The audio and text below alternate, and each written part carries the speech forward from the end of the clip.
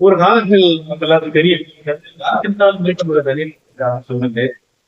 ஒரு காலத்தில் பெங்களூர்ல ஆயிரக்கணக்கான மாணவர்கள்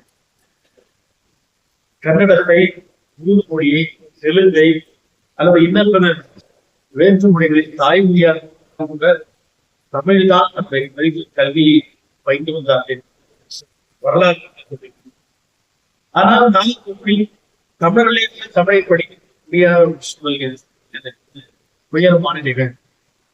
எனவே இப்பொழுது அந்த வரலாற்றின் தொடர்ச்சியாக கிட்டத்தட்ட 25 ஆண்டுகளுக்கு முன்பாக நம்முடைய ஆங்கிலேய உதவியோடு இன்றைய அரசாங்கம் உதவியோடு தொடங்கப்பட்ட அரசு பள்ளிகள், தமிழ் பள்ளிகள் பலவற்றை கூறியிருந்தாலும் கூட இன்னும் ஒரு சில எண்ணிருக்கின்ற பள்ளிகள் உயிர் இருக்கிறது.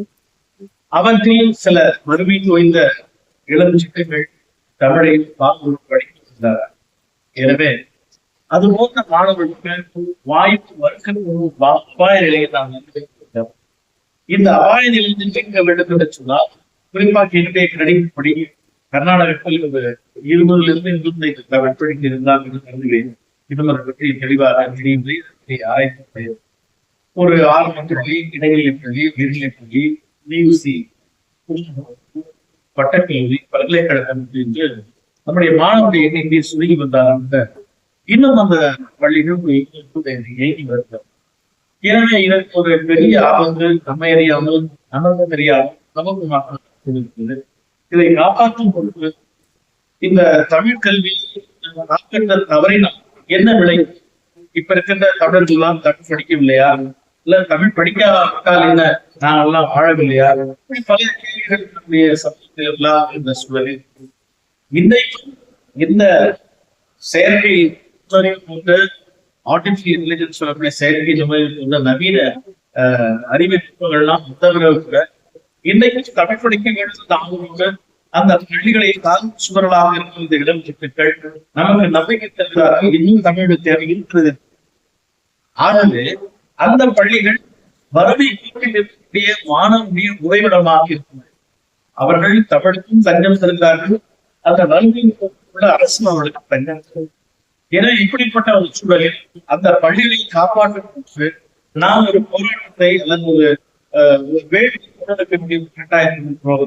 வரலாறு நமக்கு பெரிய இடுவாய்ப்பு என்று சொன்னாலும் கூட இதை காப்பாற்றுகின்ற வாய்ப்பாக கிடைக்கிறது என்ன வேண்டும். அப்படி கர்நாடகத்தில் இருக்கின்ற எல்லா தமிழ் அமைப்பும் தமிழுக்காக எல்லா அமைப்பும் போராடி இருந்தன.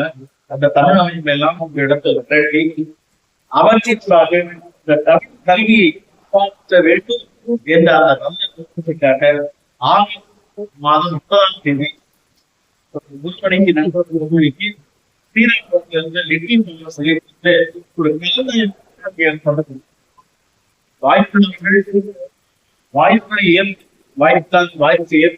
நிகழ்வில் பணிவான பெண்கள் ஏற்று சொன்னால் என்ன சொல்வதை இந்த தமிழ் அமைப்பெல்லாம் பொது கல்வி, தமிழ் கல்வி கிட்டத்தட்ட ரூபாய் நிதியை சேகரித்து அந்த அறக்கடையில் அதை வைத்து அதன் வழியே அரசாங்கத்தில் பள்ளிக்கூடத்தை நீங்கள் தத்தெடுத்து வாங்கி தருகிறார்கள். எனவே எங்கே இருக்கின்ற பள்ளிகளை இப்படி நாம் உருவாக்குகின்ற அந்த அரசியலின் வாயிலாக அதை தத்தெடுத்து தமிழ் படித்து நல்ல வசதி வாய்ப்புகளை ஏற்படுத்தி இன்றைய நவீன கல்வி கருவிகளையும் நவீன நுட்பங்களையும் வாங்கி அதிகப்படுத்தி அதன் வழி தமிழை சுருக்க வேண்டும் என்பதற்காக ஒரு திட்டத்தை நாம் அனைவரும் இணைந்து செயலாற்ற வேண்டும்.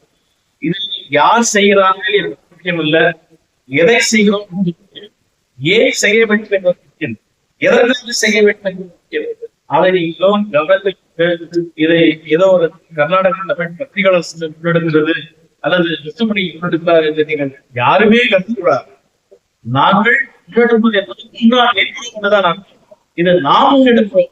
நாம் தான் இதை செயல்பட செயல்பட வேண்டும் என்று கேட்கிறேன். நீங்கள் அவசியம் கலந்து கொள்ள வேண்டும் என்று பணிவோடு இறைந்து கேட்கிறேன்.